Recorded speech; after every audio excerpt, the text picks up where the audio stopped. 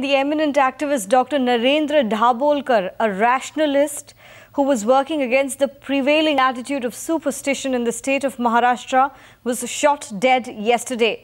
Dabholkar, in an interview, had said that he received constant death threats by those opposed to the Maharashtra eradication of the Black Magic Bill. Dabholkar has been campaigning for the passage of the bill, which has been now pending for over 14 years.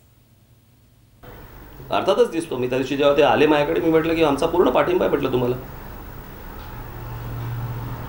माझ्या आजोबांची जर पुस्तकं तुम्ही वाचली तर ह्यापेक्षा कठोर ते बोलत होते. आणि जे सत्य आहे, भोळ्या बाबड्या जनतेला फक्त फसवायचं, नको त्या गोष्टींच्या नादी लावायचं, ज्याच्यातनं अनेकांचे बळी जाणार याच्यामध्ये. हा काय धर्म आहे म्हणायचा काय याला? Palomi is reporting on this story and is now joining us live. Palomi, any further information about the cause of death?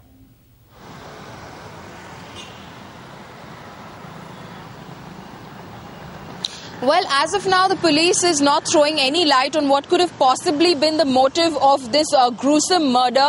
They are basically investigating all angles, probing all angles. As you know, Dr. Narendra Dabholkar had been constantly receiving life threats because of the work that he was doing, as he has been working on the anti-superstition bill for very many long years. Of course, there's a lot of political support that is coming in for him now. But at the time that he was fighting this, he was a lone crusader, really, because there were a lot of people out there, including right-wing groups, who didn't want to see this bill pass through. They have made statements now that they condemn this killing, but they were opposed to some of the provisions within the bill. But the fact remains that he had a lot of threats and he spoke quite openly about it. The police, though, said that at no stage had Dr. Dabholkar contacted them and sought security or protection. But the fact also remains that these threats were quite known to all of his colleagues, all of his peers, everyone who had been working with him, and are now demanding justice for Dr. Dabholkar. The police is investigating various angles. They formed at least 8 teams